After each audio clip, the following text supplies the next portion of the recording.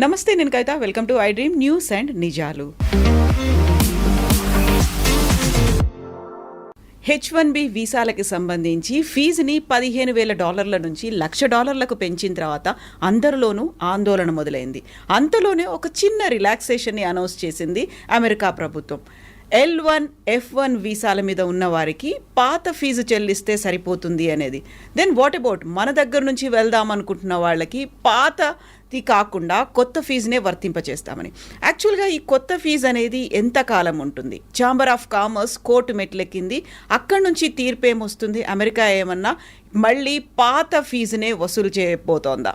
ఏం జరగబోతోంది? మనతో పాటుగా ఉన్నారు సీనియర్ జర్నలిస్ట్ సురేష్ కొచ్చతిల్ గారు. సార్ నమస్తే. H1B వీసా అనగానే చాలా ఒక డాలర్ డ్రీమ్స్ కనిపిస్తాయి. మన ఫ్యూచర్ అంతా మన ఎదురుగా కనిపిస్తుంది. సడన్గా అన్ని షార్టర్ అయిపోయాయి. $15,000 కాదు, $1,00,000 చేసిన తర్వాత. బట్ ఈరోజు వచ్చినటువంటి చిన్న రిలాక్సేషన్ ఎవరికి ఇస్తున్నారు? క్లారిటీ అనేది కావాలి అంటే ఏం చెప్తారు సార్?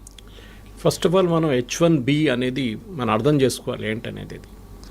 H1B వీసా ఒక ఎంప్లాయ్మెంట్ వీసా లాగా చూసుకోవచ్చు మనం. అది ఎందుకు జార్జ్ బుష్ టైంలో తీసుకొచ్చారు, ప్రెసిడెంట్ బుష్ ఉన్నప్పుడు. బేసిక్లీ అమెరికాలో స్కిల్ సెట్స్ లేదు. అట్లాంటి స్కిల్ సెట్ లేనప్పుడు బయట నుంచి మనం తెచ్చుకోవాలని చెప్పి H1B వీసా పెట్టారు. సో ఆర్గ్యూ చేస్తున్నప్పుడు, పెటిషన్ ఇస్తున్నప్పుడు for applying for visa, we're arguing that this particular skill ఏదైనా ఉండొచ్చు. For example robotics, AI and రోబోటిక్స్లో ఈ స్కిల్లో యూఎస్లో ఎవరు లేరు, విచ్ ఇస్ అబద్ధం. ఉంటారు కానీ కంపెనీలు ఏమంటారు, that guy is not good enough. ఎందుకంటే అక్కడ కూడా మంచి కాలేజీలు ఉన్నాయి కదా, మన వాళ్ళు అక్కడే చదువుకుంటారు కదా, అక్కడ MITs ఉన్నాయి, అన్నీ ఉన్నాయి. మరి మీరు అంటారు అక్కడ స్కిల్ లేదంటారు. కానీ అప్పుడు ఉండే 1990 they had an issue. In fact the US science foundation అనుకుంటే ఎవరో వాళ్ళకి సర్వే కూడా చేశారు. 160,000 మంది మాకు తక్కువ ఉన్నారు స్టెమ్ ఫీల్డ్లో, science, technology, engineering and maths. బయట నుంచి తీసుకురావాలి. That is how the H1B started. దీంట్లో మనో తప్పు కూడా ఉంది. టెక్నికల్ ఏంటంటే వీఆర్ రీప్లేసింగ్ అన్ అమెరికన్ వర్కర్కి వచ్చే అదే జీతం మన ఎంప్లాయీకి ఇవ్వాలి. ఫర్ ఎగ్జాంపుల్ అమెరికన్ వర్కర్కి $120,000 ఒక సంవత్సరానికి ఇస్తూ కావాలి. US mean is around $80,000 to $100,000 మీకు తెలిసింది యావరేజ్ వేజ్. 120,000 అని పెట్టుకుందాం. అంటే మీరు ఇక్కడి నుంచి మన దేశం నుంచి తీసుకెళ్ళే H1B వర్కర్ని you have to pay the same amount. కానీ చేయరు. 50,000, 60,000తో పని నడిపించుకుంటారు. That is idea behind it. వాళ్ళకు కాస్ట్ తగ్గించాలి, స్కిల్ ఉండాలి ద సేమ్ టైం. ఇది కంటిన్యూ అయినే పోతున్నాయి. Actually it meant for a limited time, కానీ ఇది నాన్ ఎండింగ్గా వెళ్ళిపోయింది అనమాట. ఒక టైంకి వచ్చినప్పుడు ఏమైందంటే, ఇప్పుడు ప్రెసిడెంట్ ట్రంప్ ఎలక్షన్ క్యాంపెయిన్లో కూడా మాట్లాడుతున్నప్పుడు ఇదే అన్నారు, మా అమెరికన్ ఎంప్లాయీస్కి, మా అమెరికన్ స్టూడెంట్స్కి వాళ్ళు చదువుకున్న తర్వాత వాళ్ళకి ఉద్యోగం రావట్లేదు, మా దగ్గర పనిచేసి ఎక్స్పీరియన్స్ ఉన్న వాళ్ళకు కూడా ఉద్యోగం రావట్లేదు. అంటే వాళ్ళకి ఎందుకు ఇట్లా ఉద్యోగం దొరకలేదు? దాని మెయిన్ రీజన్ ఇస్ బయట నుంచి ఎంప్లాయీస్ని తీసుకొస్తున్నారు, భారతదేశం నుంచి, చైనా నుంచి, మిగతా దేశాన్ని తీసుకొస్తున్నారు. మా వాళ్ళకేమో ఉద్యోగం లేదు. So it's a genuine cos, దాంట్లో డౌట్ ఏం లేదు. ఎందుకంటే మీరు ఒరిజినల్ H1B ఆ ఫిలాసఫీ మీద చూస్తే మనం తప్పులు చాలా, మనం అని కాదు, తీసుకెళ్తున్న కంపెనీలు కూడా. దీనికన్నా ముందు కూడా కవిత గారు నేను చెప్పాను, టాప్ 10 2025లో H1B, ఎందుకంటే ఇప్పుడు H1B లేదు, నెక్స్ట్ స్ప్రింగ్లో వస్తుంది, 2026లోనే ఉంది next slot.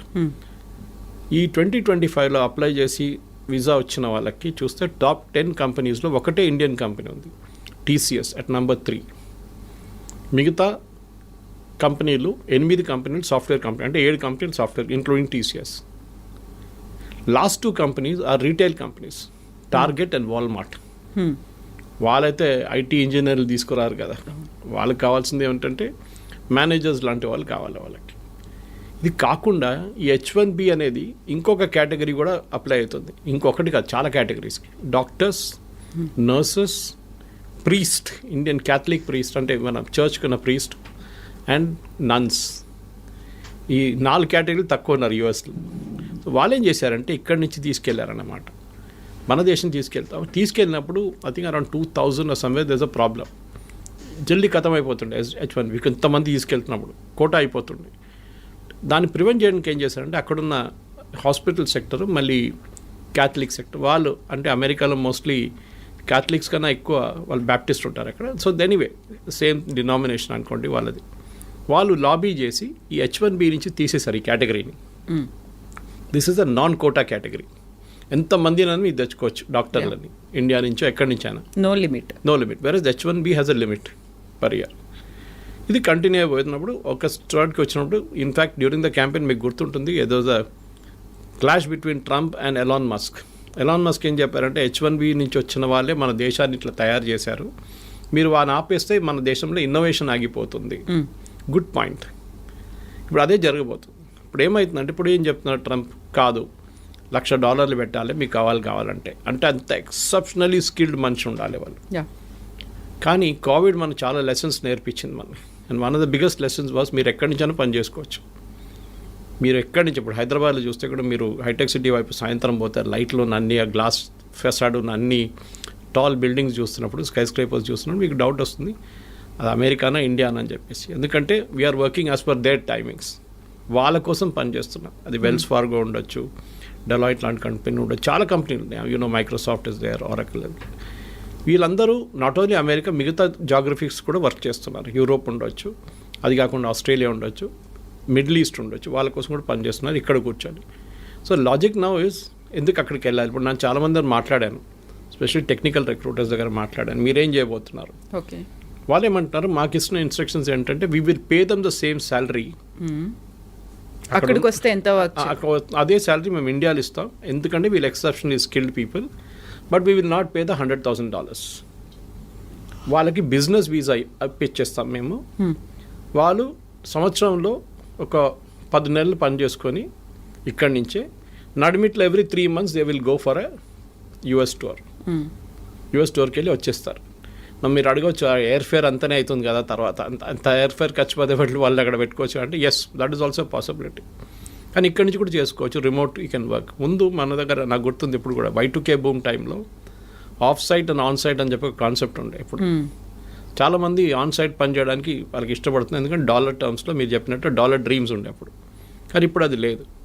You can work from anywhere and salary కూడా ఇఫ్ యూఆర్ ఎక్సెప్షనలీ టాలెంటెడ్ మీకు అదే శాలరీ ఇండియాలో వస్తుంది. కానీ taxation is an issue, health care is an issue. చాలామంది దుబాయ్కి ఎందుకు రీలొకేట్ చేస్తున్నాయి. ఇప్పుడు నేను మొన్న ఒక రిపోర్ట్ చదివాను, యూరోప్ నుంచి అండ్ US నుంచి మ్యాక్సిమం ఎక్స్పాట్రియేట్స్ వాళ్ళది Americans are moving to Dubai to work. అదే కంపెనీలు మైక్రోసాఫ్ట్ పెద్ద క్యాంపస్ ఉంది Dubai. So they are setting up. Sharjah కూడా is a big educational place. ఆ Emirates 7 countries they are really aggressive. Sharjah ఉండండి, Abu Dhabi ఉండండి, Dubai ఉండండి, ఇట్లాంటి వాళ్ళు ఏం చేస్తున్నారంటే బయట నుంచి అందరు కంపెనీస్ తీసుకొచ్చి ఇక్కడ పెట్టేసుకుంటున్నారు. వాళ్ళు అట్రాక్షన్ ఏంటంటే మెయిన్గా మీరు ఇక్కడికి రండి, మీకు 0 ఇన్కమ్ ట్యాక్స్. ఓకే, ఎవరైనా everybody will say yes to it. 0 income tax అంటే మళ్ళీ దట్స్ అ బిగ్ సేవింగ్. అమెరికాలో ఉన్నప్పుడు మీరు ఆల్మోస్ట్ 50% దాకా ట్యాక్స్ కడతారు. Of course you health care is taken care of. భారతదేశం నుండి మీరు 30%, 32% దాకా ట్యాక్స్ కట్టాల్సి వస్తుంది. But health care is a big issue. కొన్ని కంపెనీస్ ప్రొవైడ్ చేస్తున్నాయి. ఇదన్నీ చూసినప్పుడు క్వాలిటీ ఆఫ్ ఎడ్యుకేషన్ అన్ని ఇప్పుడు గల్ఫ్లో కూడా ఇండియన్ స్కూల్స్ చాలా ఉన్నాయి. The shifting is happening from Europe and US to Gulf. This is president Trump should be worried about this. ఆయనకి ఇక్కడ కొంచెం వరీ ఉండాలి, ఎందుకంటే టాలెంట్ అమెరికా నుంచి వెళ్తుంది, టాలెంట్ ఇండియా నుంచి వెళ్ళడం కాదు. అమెరికా నుంచి, అమెరికాలో ఉన్న టాలెంట్, టాప్ నాచ్ టాలెంట్ అదే కంపెనీ కోసం గల్ఫ్లో వెళ్ళి పనిచేస్తున్నారు. ఇండియాని ఆర్మ్ ట్విస్ట్ చేసినట్ల ట్రంప్ని వాళ్ళని ఆర్మ్ ట్విస్ట్ చేయలేరు. రేపు UAEకి చెప్పలేరు మేము మీ మీద 50% టారిఫ్ పెట్టేస్తున్నాం, మీరందరూ మమ్మల్ని తీసుకెళ్ళిపోతున్నాం మా ఎంప్లాయీస్ని.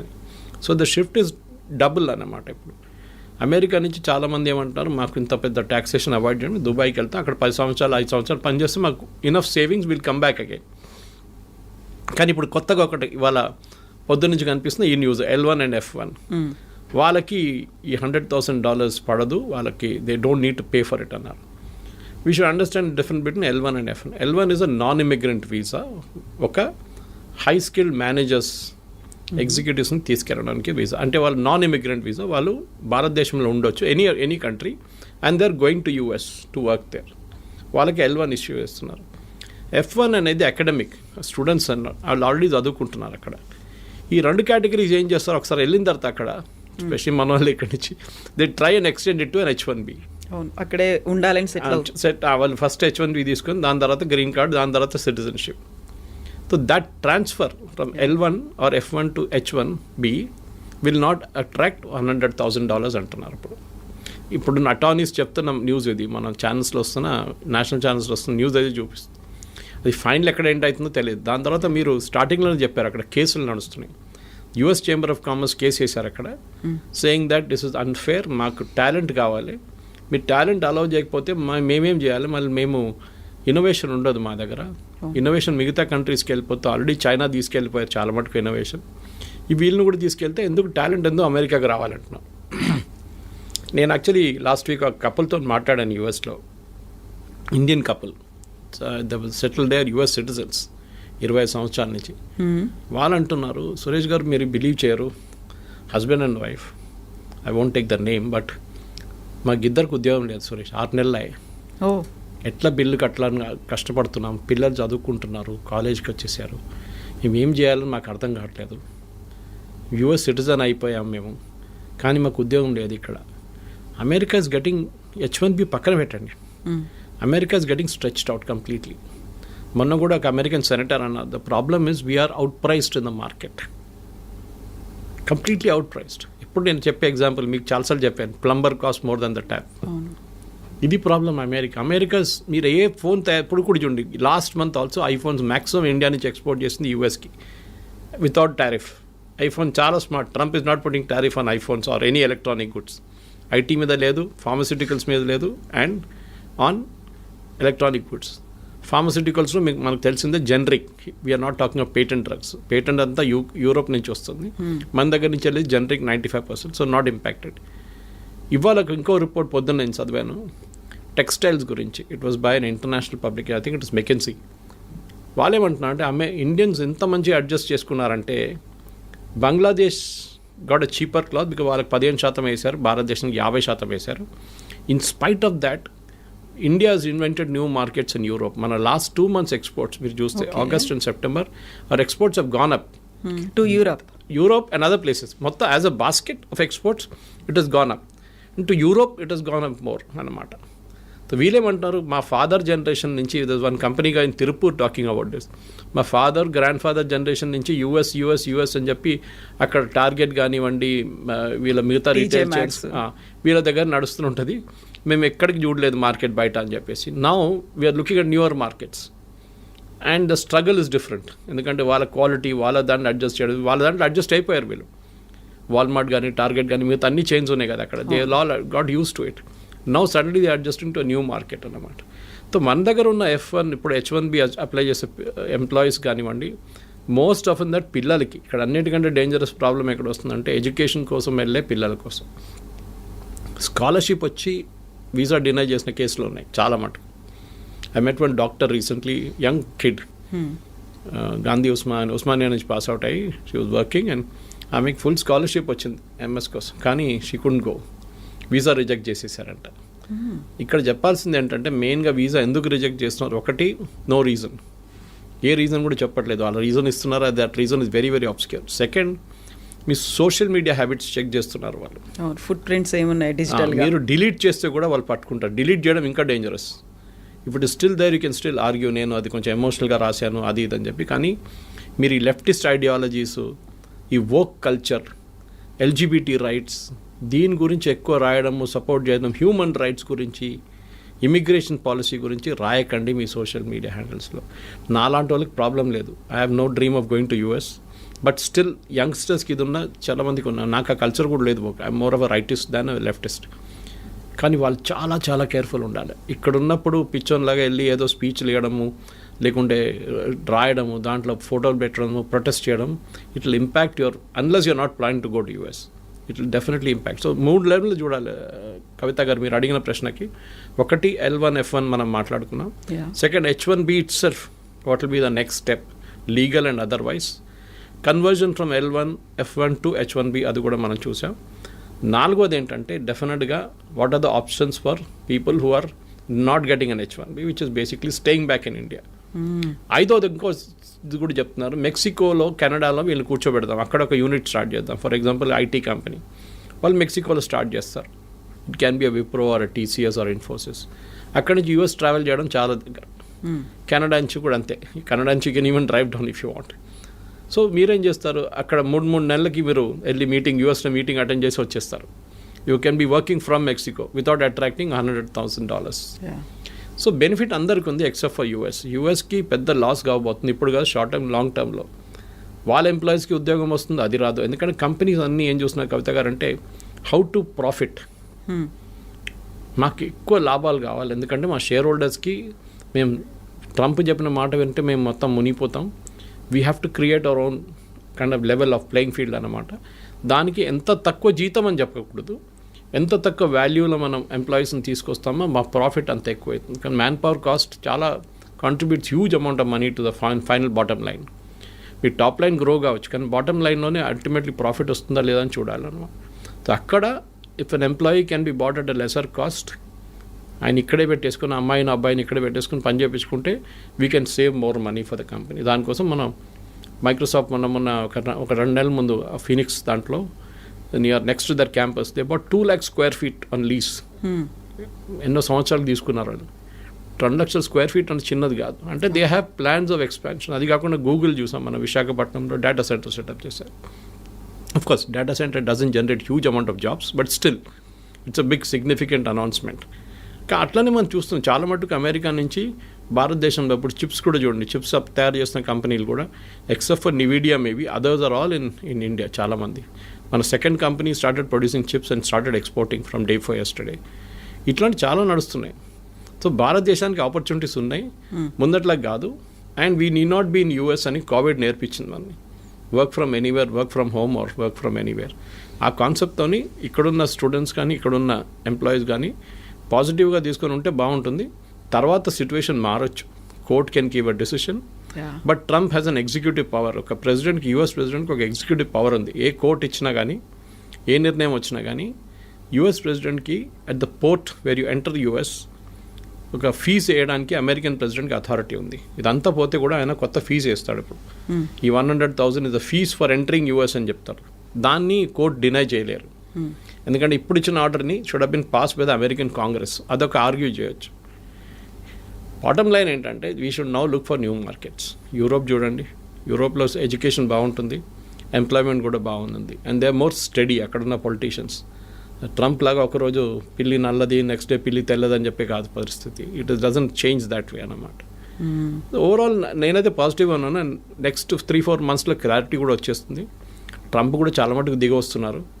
ఈ signing agreements with Australia, with Russia, ఇప్పుడు యుక్రెయిన్ చూడండి, అది కూడా మారిపోయింది, కథ అంతా మారిపోయింది అక్కడ. So overall Trump is also feeling the heat అనమాట. ఎందుకంటే ఆ ఎంప్లాయ్మెంట్ రావట్లేదు. లాస్ట్ 3 నెలల్లో American unemployment has risen to record levels.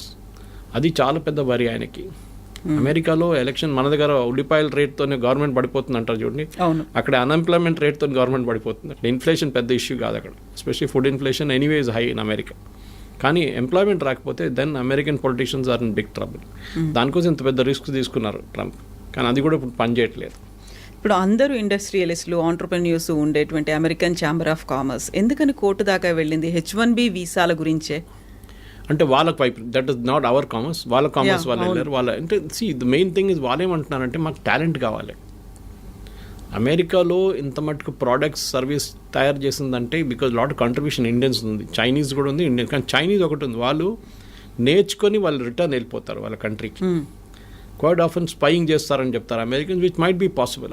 Chinese copy కొట్టడంలో ఎక్స్పర్ట్స్. వాళ్ళకి ఒక ప్రోడక్ట్ ఇచ్చి మీరు ఈ ఫోన్ ఉంది ఇట్లా తయారు చేయండి అంటే వాడు తయారు చేసిస్తాడు మీకు. మళ్ళీ they are experts in that business. అట్లనే ఎనీ ఫైటర్ ఎయిర్క్రాఫ్ట్ కానివ్వండి, మీరు చిప్ ఇచ్చేస్తే వాళ్ళు చేసుకుంటారు. ఇప్పుడు చూడండి నివిడియా చిప్స్ అక్కడ ఎక్స్పోర్ట్ చేయనట్లేదు. Yesterday Nvidia chairman gave a statement saying that మాకు చైనీస్ సేల్స్ పడిపోయి 0కి వచ్చేసింది. It will impact our bottom line, మా ప్రాఫిట్స్ ఇంపాక్ట్ అవుతుంది డెఫినెట్గా. మాకు సేల్స్ లేదు చైనాలో, ఎందుకంటే బ్యాన్ చేసి పడేశారు ట్రంప్. అక్కడికి అమ్మితే వాళ్ళు తయారు చేసుకుంటారు పెద్ద పెద్ద ప్రోడక్ట్లు, మీరు అమ్మకూడదని చెప్పి బ్యాన్ పెట్టారు. ఇది అంతా బ్యాక్ఫైర్ అవుతుంది. మన దగ్గర ప్రాబ్లం ఏంటంటే ఇండియాలో మనం ప్రోడక్ట్స్ తయారు చేయట్లేదు, మనం సర్వీసెస్లో ఎక్స్పర్ట్. ఐటీలో మనం ఇవాళ దాకా బహుశా ఒక జోహో పక్కన పెడితే, లేకుంటే ఒక టాలీని పక్కన పెడితే, ఫినకల్ ఆఫ్ ఇన్ఫోసిస్ పక్కన పెడితే, మిగతా మనం we haven't made any hardware products. ఒక బడ్స్ కానివ్వండి, మిగతా ఏదైనా కానివ్వండి, ఐప్యాడ్ లాంటి products we're not done it. మన వైపు నుంచి అదే ఎంకరేజ్ చేయాలి. That is other day also Ashwini Vaishnaw garu మాట్లాడుతూ పోయిన వారమే చెప్పే ఈ మాట. We should have more youngsters developing products, not services. మనకు కావాల్సింది అది. ఇప్పుడు మనం ఎంత మటుకు డ్రోన్ తయారు చేస్తున్నామో, అది చేస్తున్నాం, ఇది చేస్తున్నాం, యంగ్స్టర్స్ అదే కేటగిరీ మ్యానుఫ్యాక్చరింగ్లో రావాల్సి వస్తుంది. కానీ మన ప్రాబ్లం ఏంటంటే మన ఒక లాస్ట్ 20-30 yearsలో, especially between 1960s and 1990s, 30-year పీరియడ్లో మనం మ్యానుఫ్యాక్చరింగ్ చైనా చాలా ముందుకు వెళ్ళిపోయింది. మనం ఎక్కడికో ఉండిపోయి even till 1990 China was almost equal to అక్కడ. మనం ఓపెన్ అప్ చేయలేదు మన ఎకానమీని. మ్యానుఫ్యాక్చరింగ్ అనేది ఒక మనం పబ్లిక్ సెక్టర్కి ఇచ్చేసాం. They failed miserably. మనం చూస్తున్నాం కదా, హెచ్ఏఎల్ డెలివరీ, తేజస్ కానివ్వండి, మిగతా అన్ని బ్యాక్ డేటెడ్ అయిపోయినాయి. చాలా ఇయర్స్గా పెండింగ్ పడి ఉన్నాయి ప్రాజెక్ట్స్ అంతా. ఈవెన్ ఎయిర్ చీఫ్ మాస్టర్ చెప్పారు ఆ రోజు that we're not getting our aircraft in time from HAL, why should you give them contract అని. ఈ ప్రాబ్లం ఇప్పుడు చూస్తున్న కొత్త డిఫెన్స్ సెక్టర్ కూడా మ్యానుఫ్యాక్చరింగ్ తిరిగి వస్తుంది భారత్. చాలా మటుకు టాటాస్ కానివ్వండి, కళ్యాణి గ్రూప్ కానివ్వండి, మిగతా మహీంద్రాస్ కానివ్వండి, వీళ్ళందరూ ఇప్పుడు డిఫెన్స్ సెక్టర్లో దిగారు. It's a big employment potential భారతదేశానికి. బహుశా అక్కడి నుంచి కొన్ని ప్రోడక్ట్స్ రావచ్చు బయట. మన దగ్గర తయారు చేసిన ఆకాశ్ మిసైల్స్ కానివ్వండి, మిగతా డ్రోన్స్ మన దగ్గర యంగ్స్టర్స్ తయారు చేస్తున్నారు. అట్లాంటి ప్రోడక్ట్స్ వస్తుంది బయట. కానీ మన దగ్గర ఐటీ ప్రోడక్ట్స్ ఇప్పుడు దాకా రాలేదు. That's a big regret. ఫార్మాలో వీఆర్ ఛాంపియన్స్. కాపీ కొట్టడంలో మన నెంబర్ 1. ఫార్మాలో ఏం చెప్పినా కానీ అమెరికాలో ఉన్న ఆఫ్ పేటెంట్ డ్రగ్ బొంగనే మన దగ్గర ఇక్కడ తయారైపోతుందని ప్రాసెస్ మార్చేసి చేస్తారు. But IT is a big ఎందుకంటే మీకు ఇంకా ముందుకెళ్తూ ఈ డిఫరెన్షియేటర్ పోతుంది మొత్తం. You can tomorrow Europe can see or even Dubai. నేను ఇప్పుడు ఇంకా ముందు చెప్పింది చూడండి, దుబాయ్ పిలిపించుకుంటారు వీళ్ళందరినీ, మా దగ్గర ఉండండి అని చెప్పేసి. సో అది at the end of the day today's youngsters at least before 35-40 వాళ్ళకి ఒక ఏముంది లైఫ్లో, ఇంత సంపాదించాలి, ఇంత డబ్బులు అన్నీ. మా ఫాదర్ మదర్ మా జనరేషన్ లాగా కాదు కదా వాళ్ళంతా, మన జనరేషన్ లాగా కాదు వాళ్ళు. They are very fixed notions on this. వాళ్ళకి వాళ్ళ లైఫ్ స్టైల్ కానివ్వండి, వాళ్ళ ఎర్నింగ్ కెపాసిటీ. సో యుఎస్ డ్రీమ్ని నెగటివ్గా చూడకుండా you look at it very పాజిటివ్లీ that there is light at the end of the rainbow అంటారు చూడండి. చాలా మటుకు ఆపర్చునిటీస్ ఉంది, దానికి యూఎస్కి వెళ్ళక్కర్లేదు.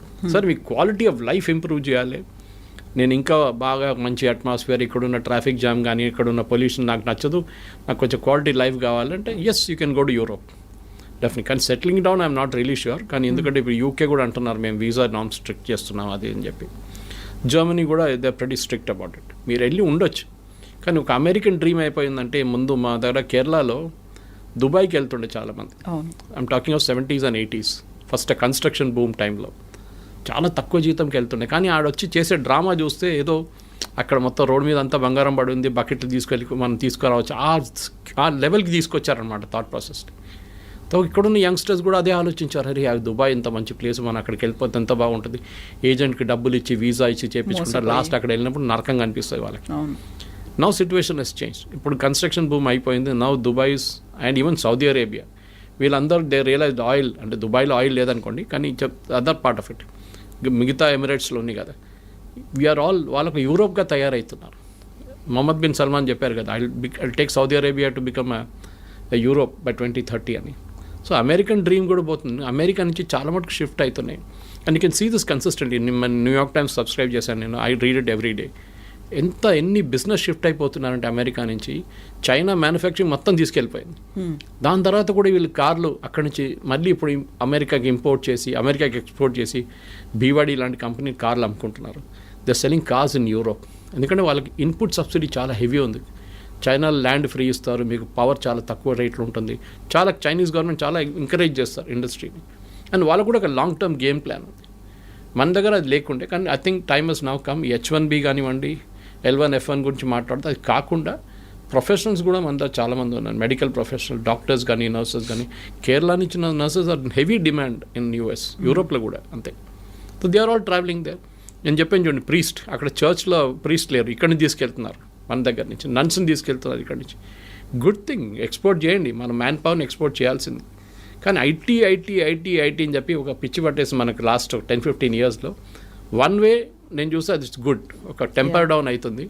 మిగతా రాష్ట్రాలకు ఉన్న ఆప్షన్స్ వాళ్ళు చూసుకుంటారు. Yes sir, thank you so much sir. Thank you. నిజంగా ప్రస్తుతం ఉన్నటువంటి సమాజం దేనికి ప్రయారిటీ ఇస్తుంది? ఆర్థిక సంబంధాల చుట్టూ మాత్రమే తిరుగుతుంది. మళ్ళీ ఎన్నికలంగానే చాలా విరక్తి కలుగుతున్నాం. మంచి అనిపిస్తుంది కదా, లేడీస్ కూడా ఛాలెంజింగ్ జాబ్స్ చేసినప్పుడు చాలా బాగుంటది. ట్రాఫిక్ అసిస్టెంట్స్ గా నియమించిన ట్రాన్స్జెండర్స్ అందరితో సాల్యూట్ చేయించుకుంటున్నారు. ఫుడ్ డెలివరీ ఇవ్వటానికి వెళ్ళినటువంటి డెలివరీ బాయ్ అనిల్ పై కళ్ళ ముందు